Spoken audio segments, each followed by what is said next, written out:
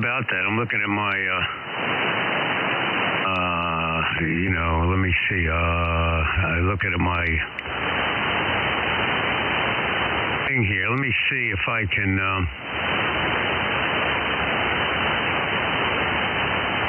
Let me bring that up a little bit. Is that even out that that little dip a little bit in there, doesn't it? Yeah, a little bit. But it kind of, I don't know. It kind of, I don't know. I had to listen to it more because I definitely heard the change. You can hear the change in it. I don't know if it made it more honky sounding because you're adding mids to it, but just keep it where it's at for a while and I'll listen to it. Oh yeah, but you see, the point is that 1, 2, yay. It's big dip. I'm sorry, what was that? I said that was a big dip. When you went yay, it was a huge dip. Yeah, I know, because I turned it down. I wanted to see if it was, or was. Now I put it back up there again, and see, that's a characteristic of my voice. You see what I'm saying? So it's not that like it's something that has to be EQ'd because of the radio or anything else. It's just my voice. Right, and I can still see the dip in there when you're talking, but you know what? That certain words though have, different frequency characteristics to them, obviously as well. But looking at mine right now, I don't have nearly as much as a dip as you. But honestly, I like it the way you had the audio before. I think it sounds better that way, without you trying to make up for that dip.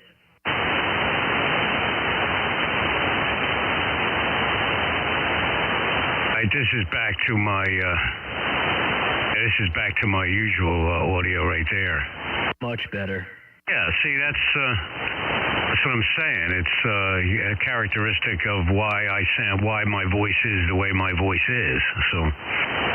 Right, yeah. When you try to make up for it, man, you sound real honky. You'll hear it on the gate. I don't like the way it sounds. Yeah, those guys down there, Bill has an Elecraft K3. They're a kit, but it's not a full kit. You put mechanically, you build the radio, and they have circuit boards, and then you mount the circuit boards. There's very little, if any, actual soldering. You don't have to do anything like to the component level to put those together. Now, he's using an RF kit.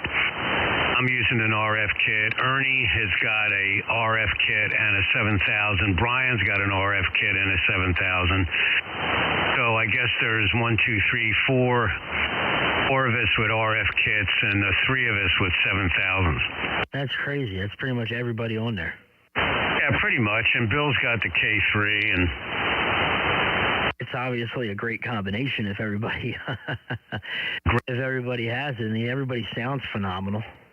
So you double. What was that? I said it's obviously a good combination if everybody has it, and everybody obviously sounds phenomenal. Well, Bill, the K3 I was talking about when I'm talking about the K3 is like a real good contesting rig, a real good CW rig. The audio, it's not a hi-fi radio for receive or transmit. Of course, it's not as adjustable as an SDR, and the audio quality out of the speaker is not quite as high fidelity sounding as you can make in a non. But as far as the basic radio, you don't get much better than that. Right. I was watching a Ham Nation episode, and they interviewed the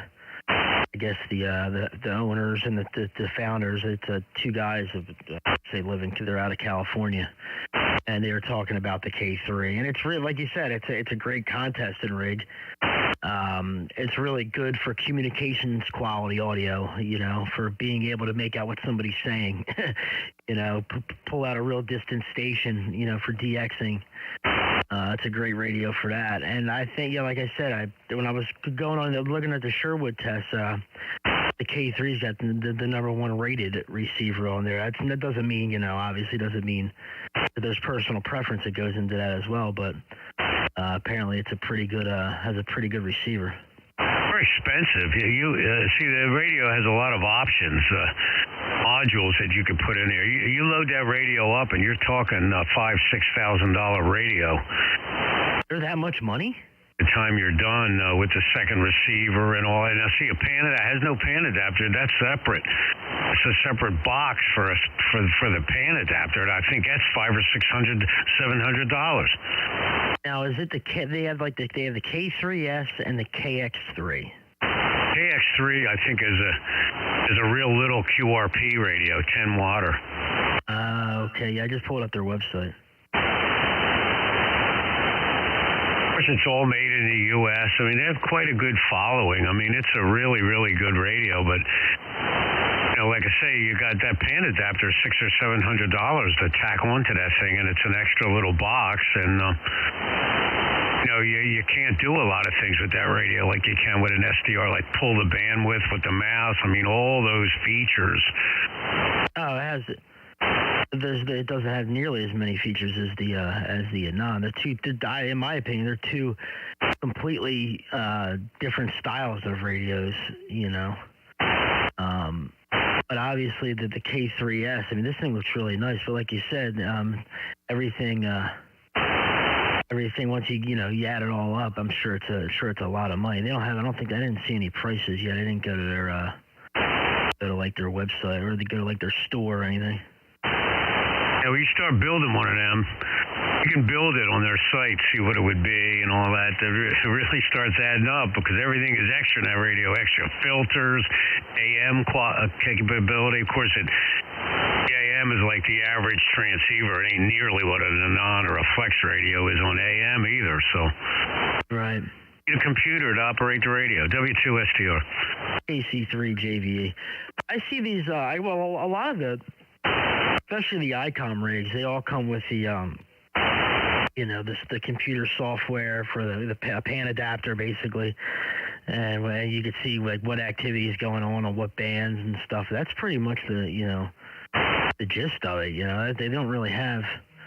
So with some of the Yaesus and stuff too, the icons, you could pull up the S meter on the screen. They put it on their TVs and stuff like that. But I mean, there's no other radio out there that has the options and has the adjustability. Nothing come close to the Anon, any of the Anons.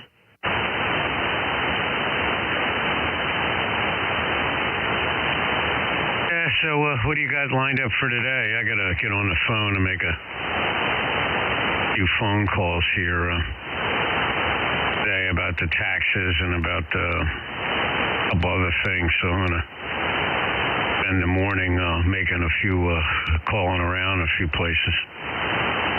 Yeah, I don't really have much going on today. I might see if I can call those two places that I heard from yesterday, call them. If I don't hear back via email, I'll call those two places and see what's going on with that. Also, yeah, I meant to add, I'm pretty sure I'm going to be borrowing Bill's trailer to go get my tools tomorrow morning. But I was wondering if it came down to it, if I would be able to borrow your trailer to get my tools and stuff out of there tomorrow. Yeah, I guess you could. Yeah, because you don't have much room left in that truck. No, I don't have any room in the truck. That's not really an option. Well, I probably could put my black tool cart in the backpack, and then put the blue tool cart in the back seat, but I have boxes and boxes and boxes of tools. Yeah, you can use the trailer. The only thing I ask is that you bring it right back because I don't want it stolen. No. I would obviously bring it right back because honestly, I might. Either way, I was going to ask you as well if I could just keep my tools out in the shop because I don't really have, I don't have much room here to keep my stuff here. Oh, I didn't even think of that. Oh yeah, you're quite welcome to that. Obviously, I got plenty of room, so yeah, that's no problem at all. Yeah, because honestly, with all the tools I got, my entire front room right now would be full. You wouldn't be able to walk in here, so. I didn't think it'd be a problem, but I just wanted to ask. Oh yeah, that's no issue, and yeah, that would be convenient too, because you bring the trailer back, and it's got the tools right there, and you just drop them off, and. Right, exactly. I was just thinking the logistics of it all, because I want to text Bill here in a minute. I just drove by his house. His trailer's empty, and it doesn't look like he's doing anything. Because that would have, that would eliminate a trip over to there, first thing in the morning to grab the trailer, go all the way to Upper Darby, load it up, then go all the way back to Jersey and come back. I could just grab his trailer, go to Upper Darby, drive over to Jersey, and then come back. So. Yeah. There you go. That'd be great if you could use his trailer, because it saves a trip. That makes sense for sure. W2SDR. KC3JVE. Your trailer has like a gate type ramp, right? Yeah, a grate. You tilt it way down and you can drive up on it. Right. Okay, yeah, his doesn't have that. So I would have to. Well, either way. I mean, once those toolboxes are empty, they're not that heavy, but they're almost impossible to pick up with everything in them. So that would save me, if I had your trailer, that would save me from having to empty out the toolboxes. I could just put some cardboard down at the shop and roll the toolboxes up on there, because without it, the wheels would probably get stuck in a little grate. It'd be a pain in the ass to push it up. Yeah, the other thing is, I don't have too high sides on there. They only come up, the angle iron only comes up about a foot, so you're going to have to tie that stuff down so it doesn't fly off. You know what? Okay. Yeah, well, no. Yeah, no, I figured I know I'd have to tie it down either way, but I was thinking of rolling them up there and standing them up, but that's too low. I got to lay them down, so either way, I'm going to have to empty the toolboxes out. So I'll lay them down, because I don't want them, those things are a little top heavy. I don't want them tipping over or anything like that. Well, I got 4 of them ratcheting straps. I got 4 sets of those ratcheting straps. Okay. All right. Let me text Bill and ask him. I don't know. I might just come grab yours, and then I don't know. Let me text him and I'll see what I'm doing. I'll let you know.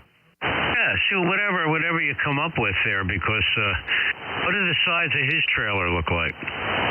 They're about like yours, maybe a foot and a half. All right, so you're gonna have the same issue, except he doesn't have the gate.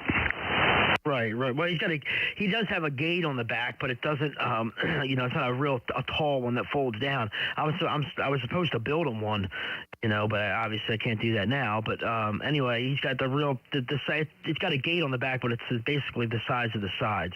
Oh, okay, yeah. So whatever works out.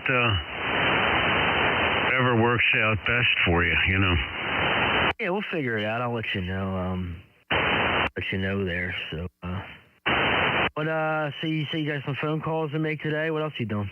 Nothing. That's it. I went to BJ's yesterday. I got everything done to do there, and Michelle texted me a picture of a bill from Steven's place that I thought everything was covered under the insurance, but I guess not. So I guess it was $20 for each one of those visits. So it's like a bill about $80, and what's that like?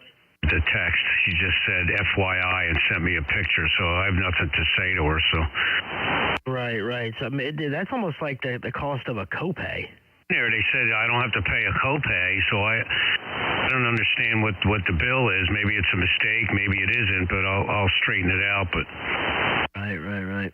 I don't feel much like talking to her about anything. Yeah, I hear you.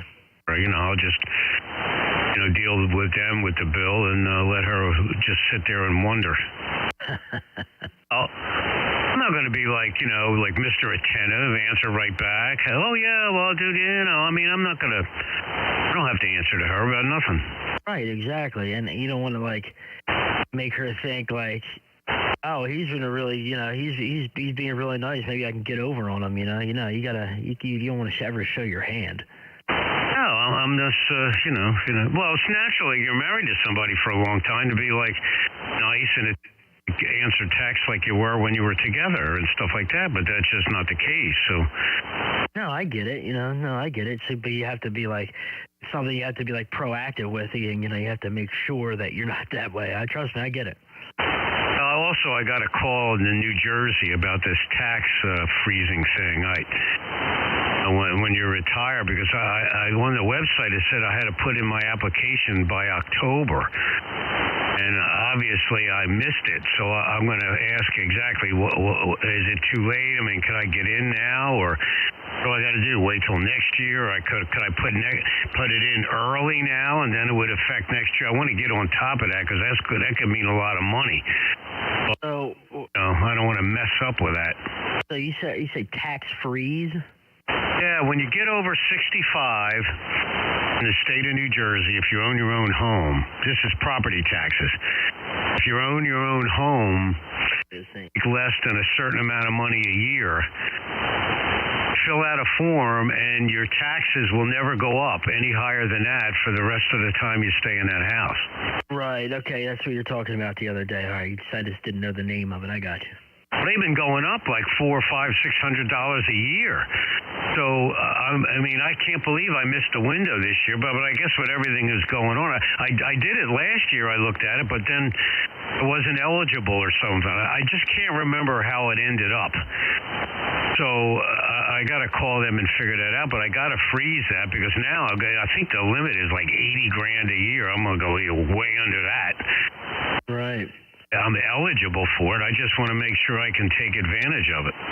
Right. I got you. Well, that was, especially with everything I hear about you guys as governor over there, raising taxes on this and taxes on that and taxes on this, man. $800 a year, that's a lot of money. Well, the other issue is I want to call Conestoga, the company that built the pole barn. Yeah. Because I don't remember how I paid for that.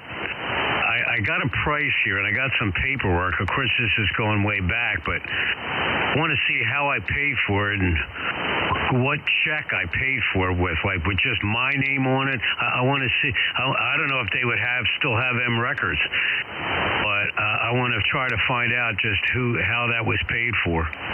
But so that doesn't go into the value of the house? Well, it could be some conjecture there. Well, the only thing I would think of is if it would go, if you bought that outright, just in your name, that it would be, that's the only thing I would think of, maybe anything be separate. Unless something I obviously am missing and don't know about. Well, no, you're right. That's what I want to find out, because if I wrote a check out of my own personal checking account,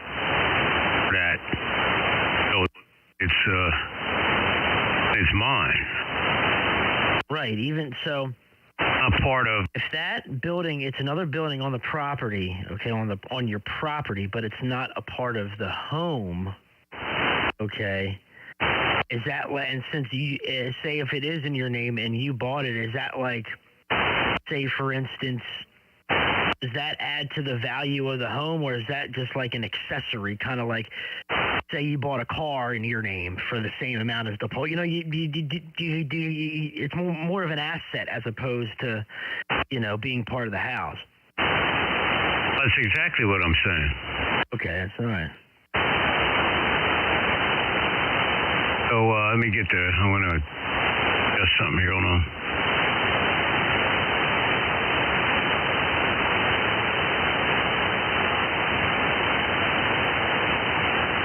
Yeah, I want to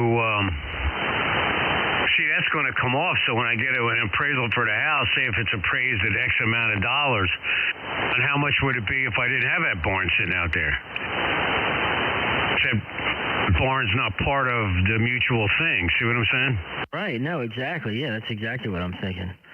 Because that barn, could add quite the amount of, a good amount of money to the value of the house. Because that barn's huge, lighted, concrete, ready to go. I mean, you know what I'm saying? That thing is like, minus, more it needs more outlets. So besides that, that thing's ready to rock and roll as a shop. Oh, there you go. So, I mean, you got 3-phase out there, don't you? Or you have 220 out there, excuse me. Yeah, it's 220. I mean, I got a whole electrical service out there and everything, and I'm going to start. We're not to that point yet, but I want to start laying all that groundwork now and kind of getting all the ducks in a row for whatever, We might as well. It doesn't hurt to be prepared. And just like with my situation, I'm glad I prepared like I did, And so we'll see. But yeah, I got to get my tools out of there tomorrow. They texted me and asked me to, they asked me if I can get them out as soon as possible. So I said I'll try to get them out of there tomorrow. So I got to pick up, I guess, my last paycheck, half a week's paycheck or whatever is going to be there for me. Yeah. You got to play by ear these other jobs. A lot of times these companies just want to fill their files with applicants. When it comes right down to it, to actually get that job, maybe a different story, So we'll see what happens with that. I guess what's the next step with some of them jobs? I mean, I guess I'm waiting on emails back now because I emailed both of the lady that emailed me and the guy emailed me. Okay, and I emailed both of them back and answered their questions. And so now I'm just waiting on another response back. And how about Cosmo? I did not call Cosmo yet, but I did also apply to probably, I applied to like a total of 6 jobs yesterday. Oh, certainly not wasted any time, that's for sure. So, hey, if time goes past, Well, I was just on there, and because I got that Indeed.com, man. And it's so easy to apply to jobs. Basically, I attach my resume, put my name and my email, boom, done. And I have my whole Indeed profile set up, and on a lot of them, all I got to do is hit apply, and it automatically sends my resume, fills out the application, everything is done. So it's super, super easy. But I'm just seeing what's out there, putting out feelers, man, because, heck, man, who knows, man, this could be, a job that pays a lot of money, the one place has medical, dental, vision, 401k, retirement, like the whole nine, the pension, starting out $24 an hour. So you know what to see. You just got to play it by ear. Yeah, that's for sure. W2SDR. KC3JVE. I mean, honestly, I would like to take a little bit of a break for a month or so, but if there's a good job that pops up, I'm not going to pass it up. Oh, no, definitely, because you just never know. I definitely wouldn't do that. Right, but it would be nice to have a little bit of time off, but work's a little more important than sitting at home collecting unemployment. But the good thing is, either way, if I do get a job, say next week or 2 weeks from now, I will get unemployment compensation for the time I was off, though, which is nice. Don't forget to have them take the taxes out. Right, I got to do that. Because if you don't, I'm telling you, man, it's going to hit you like a ton of bricks, and you're not the type of person that's going to put that money aside. I mean, no offense. I know. I mean, really. So, Oh no, it's obvious. I mean, everybody knows that, but actually, let me do it now before I forget. Just like yesterday, I called that place, the unemployment place immediately yesterday, but they were closed at 12.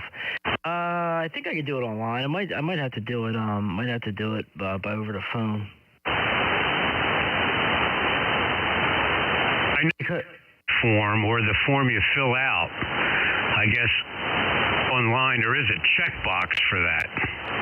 Right, there's a checkbox exactly, and I didn't check it. But the thing is, like once the I think I would have to, maybe I have to wait because I have to file a claim every 2 weeks. I have to file a biweekly claim every 2 weeks.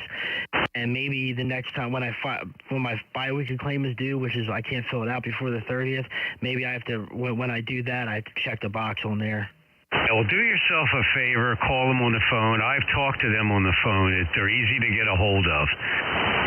And they're very helpful on the phone. Because what might happen is that might be a little harder to change that than you might think. And if you get a couple of weeks go by and you start getting the money, and they're not going to be taking that out, and there's a big chunk, it could be a couple of $100. So I would call them today because they're easy to get a hold of and have them change it before they even start it. Right. Now, I had to call him about something yesterday we were talking about, but I can't remember now. And I remember as soon as I got done talking to you, I picked up the phone and called them, but they were closed. They didn't open until 12 on Wednesdays. I just can't remember what I was supposed to call them about. No, you were supposed to call them about when you're going to get your first check. That's what it was. Well, so you could ask them that too. And but they were real helpful. When I worked for the and they were even telling me, how do I apply for unemployment? How do I get it for my vacation, this summer and all that? I was figuring they would play hard to get, but man, they walked me right through it. Now, did you have unemployment through Pennsylvania or through New Jersey? Through New Jersey, because, well, this is the thing with the bus company. This is only a couple of years ago. Okay. I thought you were talking about back when you were, when you moved over, when you lost your job at Riddle. Oh, I don't even remember that. That's 20 years ago almost. I don't remember who I got it from or how well, I guess it was from Pennsylvania. Right. Well, you got dementia, so, you can't remember what happened yesterday. Well, apparently, you you can remember better than me. So, all right, I got to ask him about when I'm going to get my first check. Another thing is, because I can go online and check on the status of it. It said there was an issue with my claim, and that's why I got to ask about that too. I just saw that yesterday. There's an issue with your claim. It's being resolved, blah, blah, blah. So when I talked to Jason, the owner, last night about my tools, I asked him what was going on. I said, would that be holding my, would that be holding my claim up? Would that cause an issue just by me not picking up my tools or something? And he says, no, it shouldn't be. But he said he's going to ask Mike, the big owner. So he should be getting back to me about that today. And I'll ask them about that on the phone today.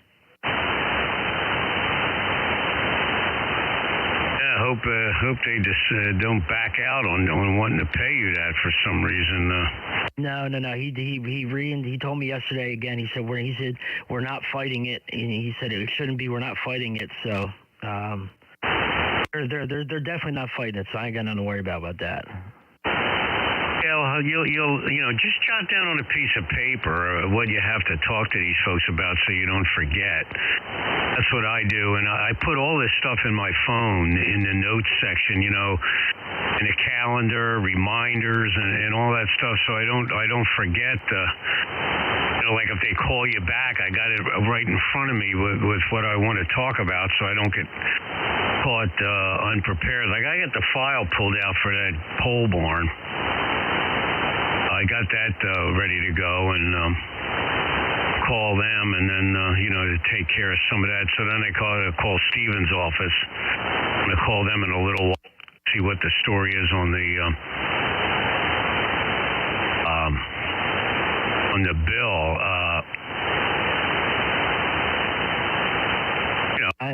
It out with them. There's no reason I got to go through Michelle on anything else. I mean, she's... I don't have to talk to her about nothing. If I got to pay it, I'll pay it, and that's that. Right. That's what I was doing. I was writing it all down. Writing it all down now. I'm still under Michelle's insurance. I'm not sure if she can drop me. It doesn't cost her anymore to have me on there. Because she's on there for free because of her disability. So since I'm still married, I mean, I I don't know if she can drop me off anyway. I don't know if she's allowed to do that if I don't have any other insurance. That's something else. But even if she decided to do that because she's a creep, I mean, it'll cost me some extra money a month, but not that much extra money. Probably about $70 or $75. See, my health insurance, if I wanted to continue to cover it, is $371 a month. If I want to continue coverage through work, because they got to offer it, just like you said. And the same thing, like with the spouse, like the letter I got that they handed me, because he gave me some papers yesterday when I got laid off, when that was one of the papers in there, and it says like there's a box for if your spouse dropped you, blah blah blah blah, this, that, and the third. So I don't know if it's different state to state as far as if somebody can actually drop you legally or not, or they have to give you the option if you want to pay for it. Well, the other thing is, see, that's why now you really got to get on top of those Navy things, man, because you'd have health insurance for the whole rest of your life. I mean, see, you're really in a bind now, because if you're another employer, if you're out of work for any length of time, man, that's really, really a problem. Oh, I understand. Another thing Lakin told me about was to apply for Medicaid in the meantime. That's welfare. Yeah, you could. I understand that, but you got to see what your different options are. Well, you could apply for Medicaid, but you got to get on that VA thing. That is of utmost importance. So I guess she didn't have those DDRs for whatever that 214 is. She said she couldn't find it, but she said there's one more place she can look. But as far as filling out the paperwork goes, there's just a few financial things I got to enter in because me and her are still married. So I have to put her information on there too. I can't just say I'm singled. Put her information on what? Those papers. There's a lot of spousal questions. What don't you know, or what couldn't she tell you right over the phone? There is things that she could tell me over the phone. That's what I'm saying. I'm not saying that there's something I can't do. I'm just saying what I have to do. Yeah. Okay. Well, that's probably other than trying to find a job, that should be at the top of your list, because those benefits are worth thousands and thousands of dollars. Oh, absolutely. You're absolutely right. Now I got plenty of time to work on it, so. Plus, you got time to bring some of them things. If you got any questions, make an appointment with Steven and go over there in person, because you don't got to bother working. That was the next thing that was coming out of my mouth. It's funny you said that. I was literally about to say, well, now I could go see Steven now because I'm not working. Well, if you don't have health insurance, I wonder how quick they're allowed to drop you from that. It says I have until the 31st. Oh, okay. So, oh, man, so you got a month. Oh, 31st of this month? Yeah, I got till the end of the month. Oh, my God. Yeah, first of the year. I don't know if it's because that's where it lands, you know what I mean? Because it happens at the end, at the end of the month or how, but that's what it says. Yeah, well, Lakin's right then about that Medicaid, man. That's something I could supplement, just for now, and get it. And because sometimes, if I remember correctly before, I think I was able to get like emergency medical benefits and like an emergency food stamp card and like everything within a day. Yeah, you got to get on that. Yeah, I'm gonna apply for that. Especially. That's the thing. I write down stuff like for today, like things to do, and you got a little list, whether it's on a phone, computer, or piece of paper, and you do one thing at a time. You check it off, and it makes you feel good at the end of the day when you got all this shit, your crap done. Excuse me. All right, you still got a good copy on me? Oh, great. I got a great copy on you. You got a good copy on me? Yeah, the good. I'd love to try 6 meters too. You don't have an antenna though for that. I got that little halo up there, but 6 meters is a good kind of a really cool local band too, man. Yeah, if I had an antenna for it, I'd try it. I couldn't put the tuner on this antenna to get down there, could I? I don't think so. That's half the size. The antennas are half the size of because it's about double the frequency of a 10-meter antenna, and the batch, like on an IMAX or something like that, is really, really high. So. Right, I would almost have to use like a spare mobile antenna I have and try to tune it up that way. I heard of guys using old TV antennas, the old TV beams, and using those for 6 meters. Yeah, you can, but that tuner only is good up to 30 megahertz. Or dipole, dipole. All a loop is, like I have, is a dipole that's bended around. Right. Yeah, that's all that is, and beams are relatively inexpensive, and but a halo, a loop, something like that. I mean, just something cool to play with. I got a Ranger that's a 6 meter. I told you that. Right. Yeah, you did tell me that. It looks just like the other the 10 and 12 meter rig. It's the same modifications of the 2950s. And the thing's loud, it's 100 watts. Puts out good. It sounds good on AM, nice and loud, good on sideband. It works good. I opened up the clarifier in it. Yeah, we talked about that a little while, probably a few months back. Yeah, I remember that. I think I saw it last time I was there. You pointed it out to me. I haven't used it in a long time.